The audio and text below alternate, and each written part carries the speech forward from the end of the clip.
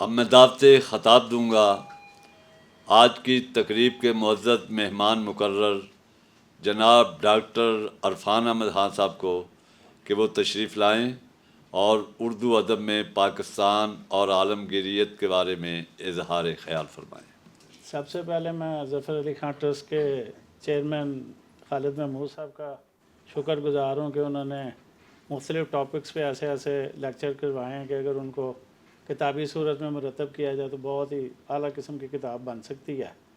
اور وہ پڑھے گا کون؟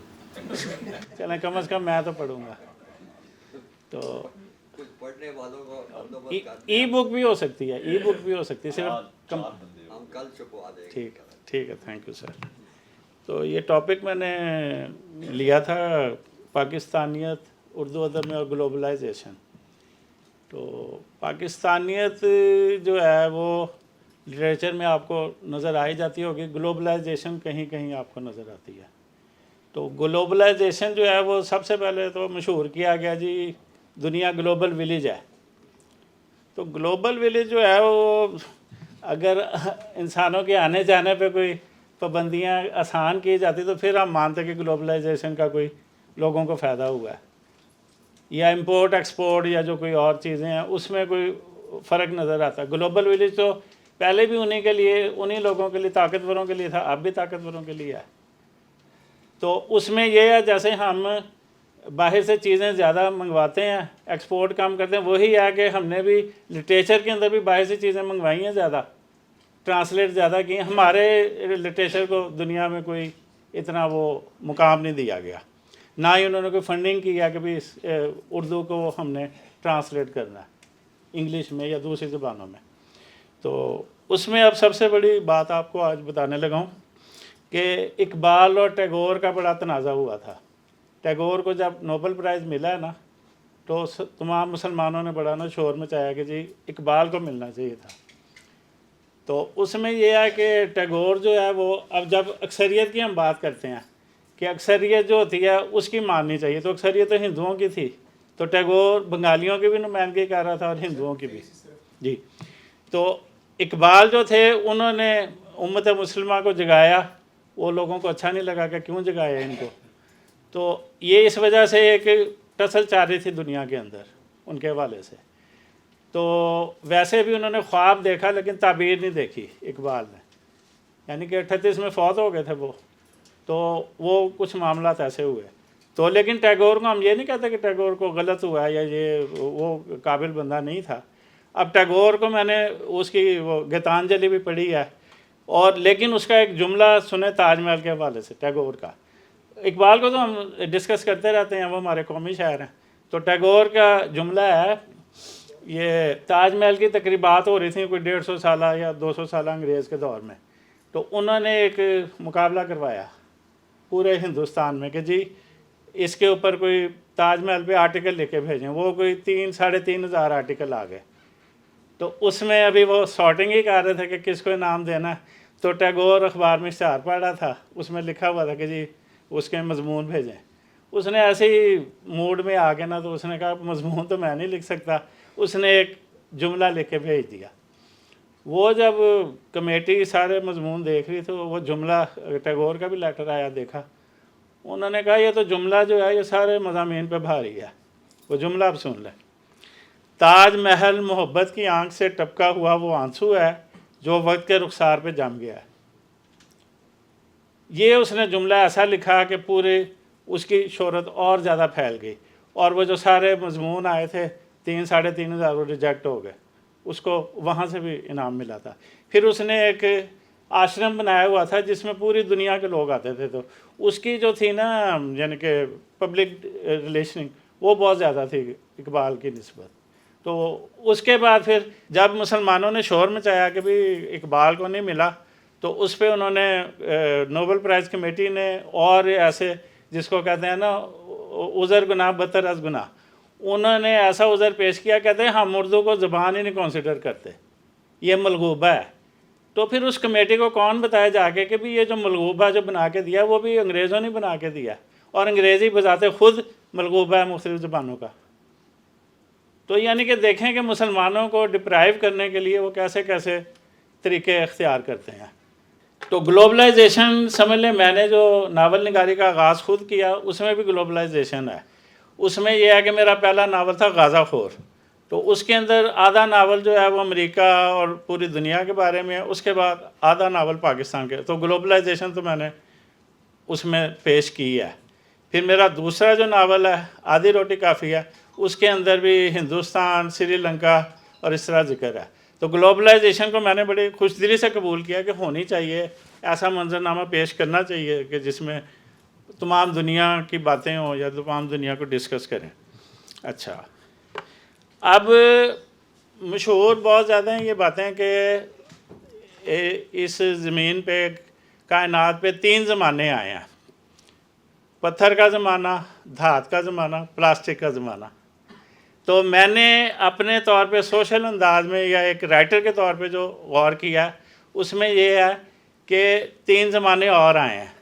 وہ 3 زمانے ہیں کہ سب سے پہلے انسان جانور سے خوفزدہ تھا، اس کے بعد جانور انسان سے خوفزدہ ہو گیا، اور اب ہم جس زمانے میں زندہ اس میں انسان سے خوفزدہ ہے. تو رائٹر جو ہوتا ہے وہ تھنکر ہوتا ہے، اور دانشور میری نظر میں وہ ہے جو مکالمہ کرتا ہے. جو یک طرفہ باتیں کرتا ہے وہ دانشور نہیں ہے. آپ جب بھی کسی کو دانشور ڈکلیئر کریں تو یہ سوچ لیں کہ اس سے آپ نے کبھی مکالمہ کیا یا وہ مکالمے پہ بلیو کرتا ہے. تو مکالمہ جو ہے وہی دانش ہے. افلاطون کے بھی اکیڈمی میں یہی ہوتا تھا، مکالمہ ہی ہوتا تھا. تو اس میں اب آ گیا کہ یہ جو دنیا ہے نا، اس پہ ہے کہ انسان جو ہے نا وہ اللہ کا نائب ہے اس دنیا پہ. لیکن ہم نے آگے غور نہیں کیا کہ انسان کا نائب کون ہے. انسان کا نائب ہے گھوڑا. اب گھوڑے پہ میں نے کافی کام کیا ہوا ہے، وہ آ جائے گا اس کے اوپر ناولٹ میرا. تو گھوڑا جو ہے نا اس نے دنیا کو ترقی تیزی سے دی ہے، یعنی کہ اس کی وجہ سے جنگیں بھی ہوئی ہیں، اس کی وجہ سے سفر بھی کیا ہے اور تجارت بھی ہوئی ہے. تو گھوڑا جو ہے نا اس نے انسان کا جڑ کے ساتھ دیا ہے. پھر مشین آئی تو وہ پھر گھوڑے کا وہ کردار وہ نہیں رہا، لیکن گھوڑے کا بہت بڑا کردار ہے. اس کے بعد پھر تراجم جو ہے نا مختلف زبانوں کے ہوئے ہیں، مختلف زبانوں کے ایک دوسرے میں. تراجم نے بڑا رول ادا کیا، ورنہ ترقی کی رفتار بہت سلو نہیں تھی. تراجم کی وجہ سے دنیا میں ترقی بڑی تیزی سے ہوئی ہے. اب اس میں ہم مسلمانوں کا ایک رول آپ کو بتاتے ہیں کہ جو مسلمان تھے نا، انہوں نے اس کے چھاپے خانے کی بھی یعنی کہ نا اس کے خلاف تھے کہ چھاپا خانہ نہیں ہونا چاہیے. پھر لاؤڈ سپیکر کے بھی خلاف ہوئے. لیکن دیکھیں کہ یہ جو ڈیلے ہوئی ہے اس کا ہمیں نقصان ہوا ہے نا. اگر ہم پوری دنیا کے ساتھ چیزوں کو اڈاپٹ کر لیتے تو ہم بھی ان کے ساتھ چل رہے ہوتے، اور جب ہم نے اڈاپٹ نہیں کی تو ہم پیچھے رہ گئے. سر سید ہمیں گھسیٹ کے لے کے آئے ہیں تعلیم کی طرف، ورنہ یعنی کہ ان کو برا بھی کہا گیا، کافر بھی کہا گیا کہ یہ گردن مروڑی مرغی کھانا حلال سمجھتے ہیں، جائز سمجھتے ہیں، بڑی ان پہ باتیں کی. تو اس طرح کا ہوا ہے. تو یہ تعلیم سے پیچھے رہ جانے میں ہم بہت پیچھے رہ گئے ہیں. تو اب یہی آئی ٹی کو بھی ہم اپنایا، دوسری چیزوں وہ بھی ہم نے لیٹ اپنایا، اور ہمیں وہ پوری دنیا کی نا متروک چیزیں ملتی ہیں جو کنڈم ہو جاتی ہیں نا، جو وہ یوز کرنی چھوڑ دیتے ہیں، وہ ہمارے استعمال میں آ جاتی ہیں. تو جب ہم اس کو سیکھنے کے قابل ہوتے ہیں، جب اس کو سیکھ لیتے ہیں، تو دنیا اسے کہیں آگے نکل گئی ہوتی ہے. تو یعنی کہ ہم دنیا کے پیچھے جا رہے ہیں. پھر آپ اپنے ملک کی مثال لے لیں کہ یہاں جو دوائیاں یوز ہوتی ہیں دنیا میں بین ہے، یہاں جناب دوائیاں چل رہی ہیں. پھر کئی گاڑیوں کے ماڈل ہی پاکستان میں نہیں آئے، دیکھے ہی نہیں پاکستان والوں نے کہ وہ گاڑیاں ہیں کیسی. یعنی کہ وہ پاکستان کا وہ لیول نہیں بنا کہ ہم ان چیزوں کو اڈاپٹ کر سکیں. تو اب ہم آتے ہیں لٹریچر کی طرف. اس میں یہ ہے کہ رسم الخط ایک بڑی چیز ہوتی ہے. ہم نے اردو کے لیے رسم الخط، فارسی کہہ لیں، عربی کہہ لیں، وہ اپنا لیا. لیکن ترکی نے انگلش رسم الخط اپنا لیا. تو ترکی جو ہے وہ کامیاب، جیسے آج کل ہم رومن میں کر رہے ہیں، SMS وغیرہ کرتے ہیں. تو وہ اس میں بھی مسائل آ رہے ہیں ہمارے نا اردو زبان کے پیچھے رہنے میں. تو اردو زبان کو اگر دنیا میں کسی نے عزت دلوائی ہے نا تو وہ ہیں شوکت صدیقی صاحب. شوکت صدیقی کا ناول جو ہے خدا کی بستی، وہ دنیا کی 47 زبانوں میں ترجمہ ہوا ہے. اور رشیا جس کے ناول کو ہم مانتے ہیں، رشیا کی 17 زبانوں میں ایک ان کی قومی زبان ہے رشین، اور ایک جو علاقائی زبان ہے وہ 16 باقی وہ. تو اس میں اتنا وہ یعنی کہ ٹرانسلیٹ ہوا اور اتنا مشہور ہوا کہ وہ اردو کا آپ کوئی رائٹر بتا دیں کہ جو یعنی کہ شوکت صدیقی جتنا ٹرانسلیٹ ہوا. ٹرانسلیشن سے دنیا کی برتھ پتہ چلی. پاکستان اردو میں بھی بہت چھپے ہیں وہ، اور اس میں بھی وہ چھپے ہیں. تو یہ ہے کہ ان کی وجہ سے سمجھ لیں کہ اردو جانی جاتی ہے دنیا میں. اقبال بھی ہیں، شاعری میں اقبال ہیں، غالب ہیں، ان کے بھی تراجم ہوئے ہیں. تو تراجم جو ہے نا، اس سے تو ہمیں ایسی کوئی چیز سسٹم بنانا چاہیے کہ جس میں ہماری ایک سلیکشن کمیٹی ہو جو بتائے کہ بھئی یہ چیزیں پرائرٹی کے بیس پہ ٹرانسلیٹ ہونی، تاکہ ہم دنیا کے آگے اچھی چیزیں پیش کریں. کیونکہ کئی بری چیزیں بھی پیش کی گئی ہیں جو ہلکی تھیں، وہ رائٹرز نے خود ہی ٹرانسلیٹ کر کے آگے پہنچائیں، لیکن وہ چلی نہیں ہیں. تو وہ بھی مثالیں آپ کو کبھی دیں گے. تو یہ ہے اصل بات سارا. تو وہ پھر قومیں بھی دیکھ لیں کہ جو قومیں لو کیٹیگری میں آتی ہیں ان کی ہر چیز ہی لو ہو جاتی ہے، ان کا لٹریچر بھی لو ہو جاتا ہے، ان کی فلم بھی لو ہو جاتی ہے، ان کی ہر چیز ہی لو ہو جاتی ہے. اور جو ٹاپ پہ ہوتی ہیں ان کی کہتے ہیں جدے گھر دانے وہ کملے بھی سیانے، تو ان کے کملے بھی سیانے ہیں ہمارے سے. تو یہ اب اس وقت جیسے اب ٹرانسلیٹر بھی آ گیا ہے، ہم اردو کی چیز کو ٹرانسلیٹ کسی بھی زبان میں کر سکتے ہیں. تو لیکن وہ ٹرانسلیٹر ادبی زبان نہیں کرے گا، اس کے اندر پھر بھی محنت کرنی. وہ منشی کا کام کرتا ہے کہ ایک آپ کو ڈرافٹ بنا دیتا ہے، اس کو پھر دوبارہ کریکشن کی ضرورت ہوتی ہے، لیکن میرا کام ہونا چاہیے. تو یہ جو ہمارے ادارے بنے ہوئے ہیں بڑے بڑے ادبیات اور یہ وہ، انہوں نے کوئی خاص کام نہیں کیا. وہ یہ سارے ایک بڑے ادارے کے سیکشن بنتے ہیں چھوٹے، انہوں نے الگ الگ ادارے بنا دیے کہ یعنی کہ وہ مرکزیت نہیں پیدا ہوئی اداروں کے اندر. مقتدرہ قومی زبان، اکیڈمی آف لیٹر، یہ سب نام کے ادارے ہیں، کوئی اس میں ادیبوں کی نمائندگی نہیں ہے، کچھ بھی نہیں ہے اس کے اندر. تو پاکستانیت کی حد میں نا ہم بڑے ابھی پیچھے جا رہے ہیں. پاکستان کو یعنی کہ ہم ایک قوم بن ہی نہیں سکے. سب سے بڑا فالٹ یہ ہوا ہے. یہ جو تقسیم ہوئی ہے تو اس وقت سارے جو مہاجرین تھے وہ سارے کراچی میں آنے شروع ہو گئے، کیونکہ کراچی اس وقت دارالخلافہ تھا. تو دارالخلافے کے پاس فنڈ بھی زیادہ ہوتے ہیں، جگہ بھی زیادہ ہوتی ہے، نوکریاں بھی زیادہ ہوتی ہیں. تو وہ جو سارا فلو مہاجرین کا کراچی میں ہوا نا، اس کا بہت نقصان ہوا ہے. اگر وہ پورے صوبوں میں ڈیوائیڈ ہو جاتے کہ 25% ہر صوبے میں چلے جائیں، تو وہ پھر ان کی جو مکس نسل بننی تھی نا بعد میں، اس سے ہم نے پاکستانی بننا تھا. تو وہ انہوں نے وہاں اپنی اپنی 1.5 کی مسجد بنا لی، علاقے جی فلانا تمہارا فلانا تمہارا. کراچی میں نے جا کے دیکھ لیا تو وہاں کوئی مرکزیت نہیں ہے، کوئی پاکستانیت نہیں نظر آئی، بلکہ اردو زبان کو تھوڑا سا انہوں نے خراب بھی کیا. تو وہ بھی ایک علیحدہ معاملات ہیں. تو پاکستانیت کی طرف ہم گئے ہی نہیں. اب جو میں نے اپنا پی ایچ ڈی کا تھیسس کیا تھا وہ میں نے کیا تھا پاکستانی اردو ناولٹ. تو میرا نگران مجھے بڑا کہتا رہا جی آپ شروع سے لے کے اب تک. میں کہا جی میں شروع سے، ہم پاکستان بنے ہوئے اتنے سال ہو گئے تو ہم پاکستان پہ کیوں نہ کام کریں. تو میں کہا جی میں نے پاکستانی ناولٹ کو ڈسکس کرنا ہے. تو وہ پھر 1948 میں یا خدا تھا اس کا، قدرت اللہ صاحب کا، وہاں سے میں نے ہسٹری شروع کی، 2016 میں ختم کیا. تو پاکستانی اردو ناولٹ بھی بہت زبردست. ناولٹ جو ہے نا، وہ اب ناولٹ کا عام لوگوں کو نہیں پتہ. تو ناولٹ جو ہے ویسے تو فرانسیسی سے آئی ہے یہ اصطلاح. تو یہ ناولٹ جو ہے نا، یہ ہے افسانے اور ناول کے درمیان کی چیز. یہ ہوتا ہے کوئی 40-50 پیج کا، 60-70 پیج کا. تو اس میں یہ ہے کہ ناولٹ کو آپ پھیلا کے ناول بھی بنا سکتے ہیں 500-600 صفحے کا، جیسے ایسنس ہوتا ہے نا، اس کے اندر کوئی مٹیریل ڈالیں. اور اگر ناول کو کنڈینس کریں تو اس کا بھی ناولٹ بن سکتا ہے. تو یہ بڑی زبردست ایک صنف ہے لٹریچر کی. لیکن ہمارے یہاں جو ہے نا پبلشر، وہ چاہتے ہیں کہ پیسے کے لیے ہم موٹی موٹی کتابیں چھاپیں تاکہ ہمیں پیسہ زیادہ ملے. اب ناولٹ ہوتا ہے وہ 50-60 پیج کا، تو وہ کئی چھاپتے نہیں، کہتے ہم نے نہیں چھاپنا. وہ پھر ناولٹوں کے مجموعے چھپتے ہیں یا پھر افسانوں کے مجموعوں میں وہ مرج ہو جاتی ہیں چیزیں. ناولٹ انڈیپینڈنٹ پاکستان میں ناولٹ نہیں مشہور ہوا. اس کی ضرورت بہت ہے کہ ناولٹ بھی ایک بڑی خوبصورت چیز ہے. تو وہ میں نے اپنے تھیسس میں یہ باتیں کی تھیں، اور اس کے بعد میرے تھیسس کے بعد کافی کچھ ناولٹس کے مجموعے بھی چھپے ہیں اور چیزیں آئی ہیں کہ تھوڑا تھوڑا کام ہو رہا ہے، لوگوں کی اویئرنیس ہوئی ہے. تو گلوبلائزیشن جو میں نے آپ کو بتا ہی دیا سارا، کہ اس میں گلوبلائزیشن میں یہ ہوا ہے کہ بھی ہم نے تو ان کے بڑے تراجم کیے ہیں ہمارے ملک میں، رشین بھی آئے، رشیا نے تو خیر خود اپنے چیزوں کو پروموٹ کیا تھا، پاکستان میں گرانٹ دی تھی، زوئی انصاری سے ترجمے کروائے تھے، تراجم کروائے تھے، تو وہ بڑا اس وقت رشین ناول آج بھی ٹاپ پہ، بے شک رشیا جو ہے وہ جو بھی اس کے مسائل مسول ہوئے ہیں، لیکن رشیا میں ناول جو ہے نا، ناول ٹاپ پہ ہے۔ اب جو ناول کی بات ہے نا، اس میں یہ ہے کہ رشیا کی فضا بڑی سازگار ہے ناول کے لیے، جیسے ہوتا ہے نا ہماری جو فضا ہے نا، یہ شاعری کے لیے اور افسانے کے لیے بڑی سازگار ہے پاکستان کی فضا۔ یہ آپ دیکھنا ہیر وارث شاہ جو یاد کر لیتا تھا اس کو کہتے تھے جی ہیر لاکھ دی، یعنی کہ وہ ₹1,00,000 کما لے گا زندگی۔ اس زمانے میں تو لاکھ آپ کو پتہ پوری زندگی کی بندے کی کمائی بنتی تھی۔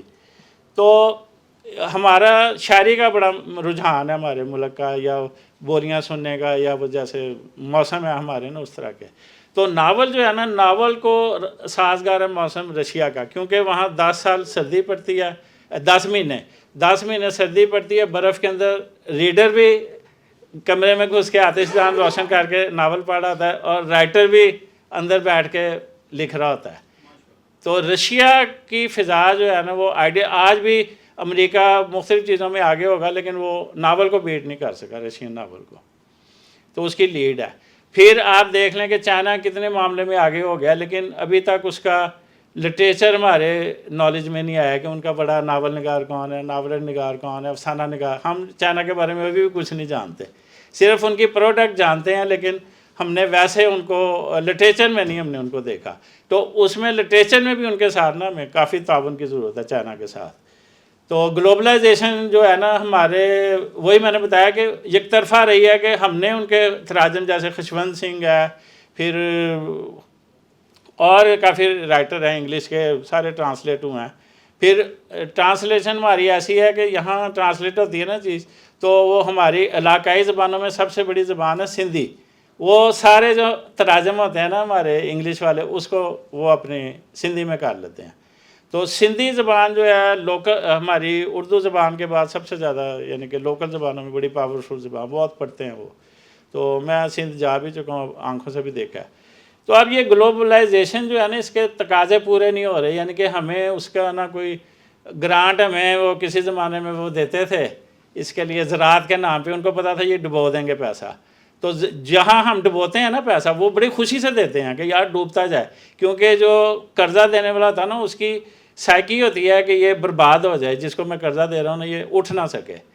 تو زراعت کے نام پہ ہم نے بڑا قرضہ لیا، تو اس کا رزلٹ کچھ نہیں لگا۔ کام پتہ کیا ہو رہا تھا جب زراعت کے لیے ہمیں امداد ملتی تھی؟ اس میں ہم کرتے تھے کہ سیمو تھور والی زمین کو زیر کاشت لانا ہے، اور زیر کاشت زمین کے اوپر ڈی ایچ اے بنانا ہے، یہ ہم نے کام کیا۔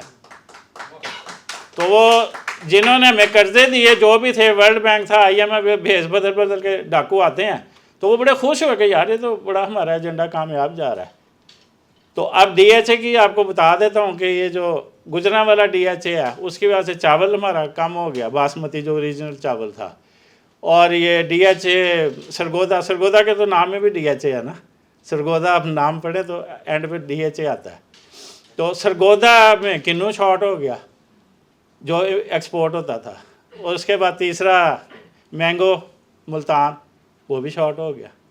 اب آپ کو بازاروں میں وہ کچھ قسمیں نظر ہی نہیں آئیں گی۔ تو یہ جو ہمارا زرعی بھئی آپ ڈاکٹر صاحب مجھے ڈر ہے آپ ایسی باتیں کرتے کرتے خود شارٹ نہ ہو جائیں۔ نہیں کوئی ایسی۔ تو یہ معاملات ہیں گلوبلائزیشن کا، اگر کوئی فائدہ ہے تو بتا دیں، میں تو آپ سے بھی بلکہ پوچھنا چاہتا ہوں، سوالات جواب ہوں گے تو مجھے خوشی ہوگی کہ ہمیں پتہ چلے کہ یہ ون وے ٹریفک کیوں چل رہی ہے، کہ ہم لینے والے ہیں، دینے والے کیوں نہیں ہیں ہم۔ تو شوکت صدیقی کی ایک مثال ہے، یا منٹو ہے، یا اس کے اقبال کے، فیض احمد فیض کے، مرزا، کچھ تراجم ہوئے ہیں، یعنی کہ جتنی دنیا کی ڈیمانڈ ہے نا اس میں ہم نے کچھ شیئر نہیں کیا لٹریچر کے اندر۔ تو یہ ساری باتیں آپ سے ڈسکس کرنی تھی۔ تو باقی آپ کو میں لٹریچر کا بتا دیتا ہوں کہ بھئی لٹریچر جو ہے نا، اس میں 2 شعبے ہوتے ہیں، فکشن، نان فکشن، نثر کے اندر۔ نثر میں فکشن اور نان فکشن 2 شعبے ہیں۔ فکشن سٹارٹ ہوتا ہے افسانے سے، افسانے سب سے پہلے بلکہ شروع ہوتا ہے اس سے مائکرو فکشن سے، جس کو افسانچہ کہتے ہیں. افسانچے سے شروع ہوتا ہے فکشن، اس کے بعد افسانہ آتا ہے. افسانے اور کہانی میں بھی فرق ہے. انگلش میں کہا جاتا ہے شارٹ سٹوری، سٹوری آگے لفظ، لیکن سٹوری اور اس میں افسانے میں بھی فرق ہے. سٹوری جو ہے نا وہ جسٹ لائک جیسے گنے کا رس ہوتا ہے نا، وہ آپ گلاس لے کے پیتے ہیں، وہ پی لیا آپ نے، تو وہ ہے سٹوری. اور جب آپ اس کو اس کی ڈبے کی صورت میں، پیکنگ کی صورت میں پروسیس کے بعد لیتے ہیں تو وہ افسانہ ہے. افسانے کہانی کو افسانہ بنانا پڑتا ہے. کہانی بنی بنائی ہو سکتی ہے، افسانہ بنا بنایا نہیں ہوتا. افسانے کو بنانا پڑتا، کرافٹ کرنا پڑتا ہے. اس کے بعد اگلی سٹیج آتی ہے ناولٹ کی، فکشن میں تیسری سٹیج. اس کے بعد چوتھی سٹیج ہے ناول. یہ 4 سٹیجز ہیں فکشن کی. اس کے بعد نان فکشن آ جاتا ہے. نان فکشن میں آٹو بایوگرافی پہلے نمبر پہ ہے، کہ کوئی بندہ اپنی کہانی خود لکھے، وہ آٹو بایوگرافی، وہ پہلے نمبر پہ. دوسرے نمبر پہ کوئی کہانی کسی کی لکھے، اس کو بایوگرافی کہتے ہیں. لیکن اس میں احتمال ہوتا ہے کہ وہ سچ اتنا نہیں بولے گا جو اصل بندہ خود لکھ رہا ہے. وہ جتنا اچھا لکھے گا وہ بایوگرافی لکھنے والا ویسی نہیں لکھے گا، تو اس لیے وہ دوسرے نمبر پہ آ جاتی ہے. تیسرے نمبر پہ آ جاتا ہے سفر نامہ. نان فکشن میں سفر نامہ. اور چوتھی چیز جو ہے وہ خاکہ نگاری. وہ نان فکشن میں چار ادھر ہیں، 4 ادھر ہیں. یہ شعبے ہو گئے لٹریچر کے. تو جو شاعری ہے اس کے اندر غزل اور نظم 2 حصوں میں تقسیم ہے، یعنی کہ شاعری. لیکن غزل کو مقام بڑا ملا، پاپولر بہت ہے، لیکن بڑی چیز نظم ہے. کیونکہ اقبال جو ہے وہ نظموں کی وجہ سے مشہور ہوئے ہیں، غزلوں کی وجہ سے نہیں. غزلیں بھی اچھی ہیں ان کی، اقبال کی، لیکن اقبال کی شہرت کی وجہ نظمیں ہیں. اور دنیا میں بھی جو بڑے شاعر مشہور ہوئے ان کی یعنی کہ نظمیں زیادہ مشہور ہوئی ہیں. اور پھر نظم میں یہ بھی ہے کہ ہزار نظم بھی آ جاتی ہے، اور بھی یعنی کہ اظہار کے رستے بہت نکلے. غزل جو ہے وہ پابند ہے. اور غزل جو تھی نا وہ کسی زمانے میں رائٹر اتنے تخلیقی ہوتے تھے، شاعر جو ہوتے تھے، کہ اس کو 2 غزلیں 100 غزلیں کہتے تھے. یعنی کہ کسی کے 18 شعر ہے، کسی کے 12 شعر ہیں، اس طرح کے. اور آج کل تو شاعر جو ہیں وہ بالکل ہی تخلیقی طور پہ مر گئے ہیں. وہ مر کے 5 پورے کرتے ہیں، بلکہ فون کر کے پوچھتے ہیں کہ یار وہ 5 پورے ہو گئے نا. اس طرح کئی دفعہ امداد بھی لے لیتے ہیں دوسرے سے کسی شعر کی، کہ شعر شارٹ ہو رہا ہے نا تو اس کا شعر لے کے ڈال دیتے ہیں. تو تخلیقی طور پہ ہم بڑے کمزور ہو گئے ہیں. اور پھر ہماری ڈائیورشن بڑی ہو گئی. کتاب سے تعلق، کاغذ قلم ہے ہی نہیں کسی کے پاس، تو وہ سارا موبائل پہ ہو رہا ہے سارا کام. کتاب بھی اسی لیے یعنی کہ جو ہے یہ ہارڈ کاپی یا اخبارات بھی پڑھنے لوگوں نے کام کر دیے ہیں، کتاب پڑھنے بھی کام کر دیا. اور وہ ٹی وی والا بھی ٹائم اس کو مل رہا ہے موبائل میں. تو یہ اب زمانے کے تقاضے ہیں کہ جو ہوتی ہیں نا ایجادات یا جو بھی ٹیکنالوجی ہے وہ آپ پہ حکومت آپ راج کرتی ہے آپ کے اوپر، اور کوئی چیزیں ہوتی نہیں ہیں. تو یہ ٹیکنالوجی اس وقت چھائی ہوئی ہے. تو ٹیکنالوجی کے آگے ہم، اور انسان ٹیکنالوجی کا بھی غلام ہے، موسموں کا بھی غلام ہے. موسموں کے بھی بڑے اثرات ہوتے ہیں. آپ دیکھ لیں، آپ زندگی میں اپنی دیکھ لیں کہ ایک غیر مری سی حکومت ہوتی ہے اس کی، موسم کی بھی، کہ آپ موسم کے ساتھ سارے اپنے شیڈول چیزیں بناتے ہیں ساری چیزیں. تو اور اس میں نے تو یہی کہنا تھا آپ لوگوں کو. اور آپ سوال جواب میں جو ہیں وہ آپ کرنے بات کریں.